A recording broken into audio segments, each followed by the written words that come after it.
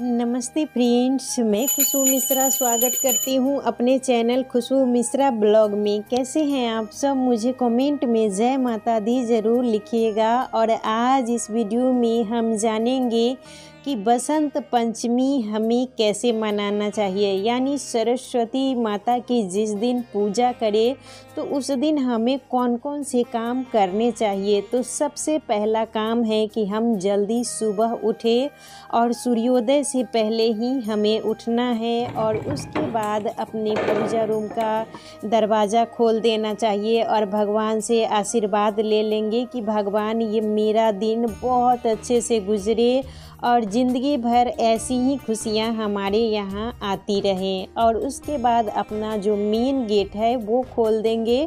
और सुबह उठना बहुत ज़्यादा ही ज़रूरी है, क्योंकि हम सुबह उठेंगे तभी तो सारा काम हम टाइम से कर पाएंगे।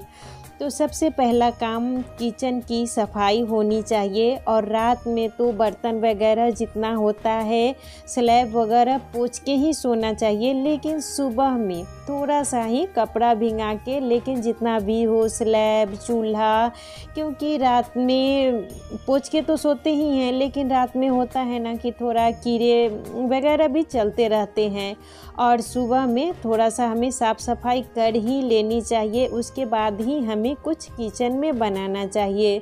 तो सबसे पहले हम किचन से ही सफाई की शुरुआत करेंगे। और बसंत पंचमी का त्यौहार, इसी दिन सरस्वती माता की पूजा की जाती है और बसंत ऋतु की इस दिन से शुरुआत होती है। और जो मौसम होता है ठंडी कम होने लगती है और गर्मी का थोड़ा थोड़ा एहसास होने लगता है। और ये बसंत ऋतु तो बहुत ज़्यादा अच्छा माना ही जाता है। सब ऋतुओं में बसंत ऋतु बहुत ही अच्छा माना जाता है। और इस दिन माता सरस्वती की पूजा की जाती है और जितने भी विद्यार्थी हैं उनको सरस्वती माता की पूजा करनी चाहिए।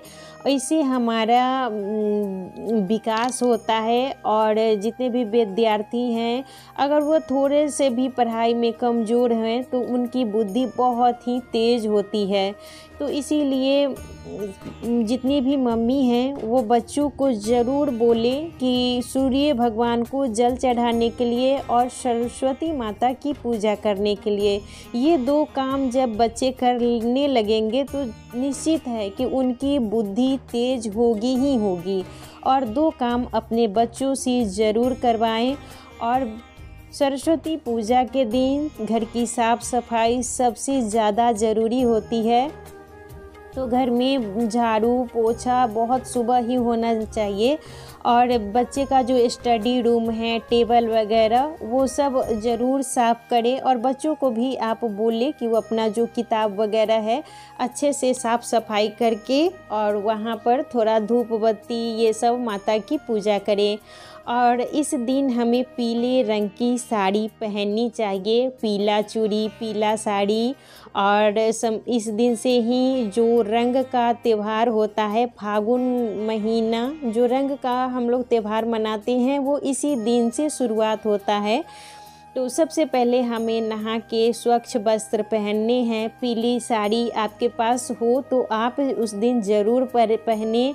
और अपना जो सुहाग वाला होता है, मंगलसूत्र चूड़ी जो भी आपके पास है वो उस दिन ज़रूर पहनना चाहिए। और पैर में महावर ज़रूर लगाएं। कोई भी पूजा पाठ करने से पहले हमें पैर में महावर लगाना चाहिए और उसके बाद ही हमें पूजा करनी चाहिए।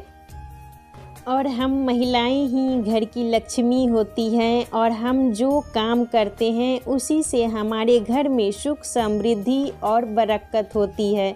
तो हम महिलाओं की ही जिम्मेवारी होती है कि हम अपने घर को अच्छे से मैनेज करें, बच्चों को अच्छे से मैनेज करें।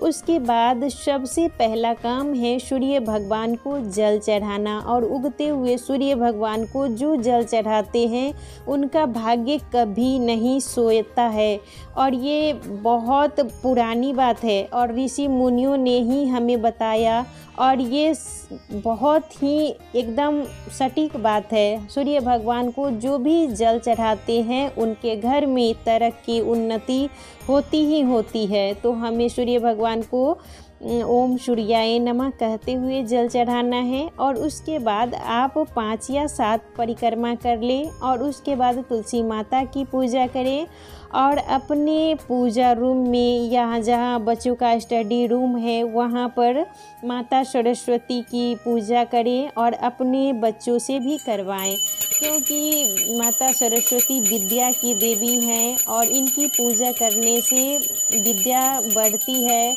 और बुद्धि कुशाग्र होती है। और उसके बाद हम पूरे घर में आरती दिखा देंगे। इससे ये होता है हमारे घर का एनवायरनमेंट अच्छा होता है, जो नेगेटिविटी होती है वो चली जाती है और सरस्वती माता सबके घर में बहुत सारी खुशियाँ दें, मैं यही प्रार्थना करती हूँ। और जो भी भूल चूक हुई है पूजा में वो मुझे माफ़ कर दें। और उसके बाद और इस दिन पुआ खीर जो होता है हम लोग होली में जो बनाते हैं तो इस दिन भी वही बनता है, क्योंकि होली की शुरुआत पहला फगुआ जो कहता है वो आज से ही शुरू होता है। तो माता को उस दिन पुए का भोग लगता है। पुआ खीर ये सब मीठा में ज़रूर बनाना ही चाहिए।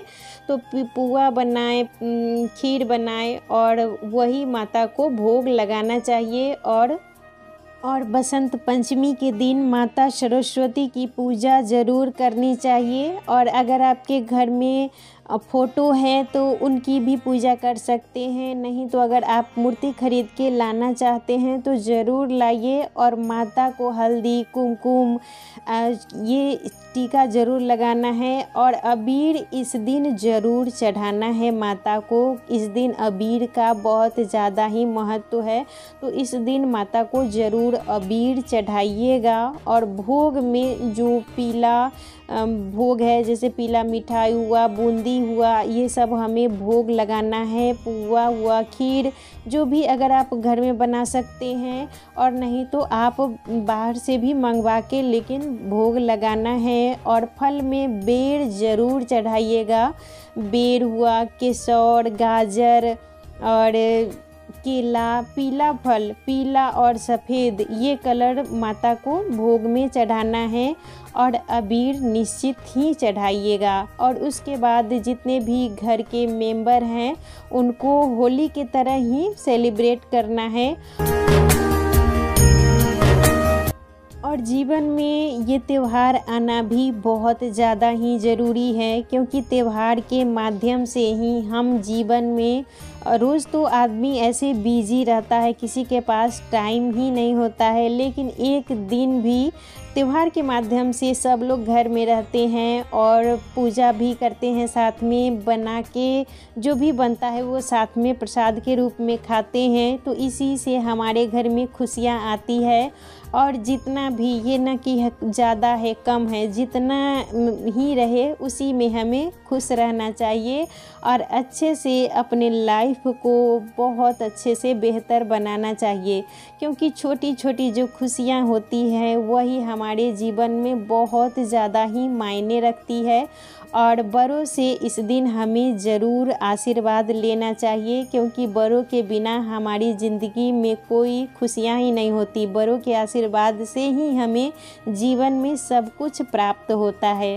तो गुलाल भी बड़ों को पैर पर लगाइए और बड़ों से आशीर्वाद के रूप में आप भी लगवा लीजिए। और छोटों को भी गुलाल अबीर इस दिन लगाना चाहिए। और इसी तरह हमें बसंत पंचमी एंजॉय करना है और माता को भोग लगाना है पुए का।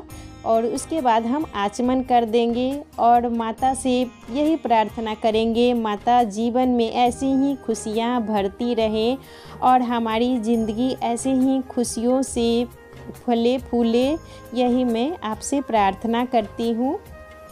तो आज का वीडियो यहीं तक था, फिर मिलूंगी नए वीडियो में। और हमारे यहाँ बसंत पंचमी इसी तरीके से मनाया जाता है और पीला साड़ी चूड़ी जो भी होता है वो पीला ही हम लोग पहनते हैं और बहुत अच्छे से एंजॉय करते हैं। और आज का वीडियो यहीं तक था। वीडियो अच्छा लगे तो इसे लाइक कीजिएगा, मेरे चैनल को सब्सक्राइब कीजिएगा। फिर मिलूंगी एक नए वीडियो में, तब तक के लिए नमस्कार, बाय बाय।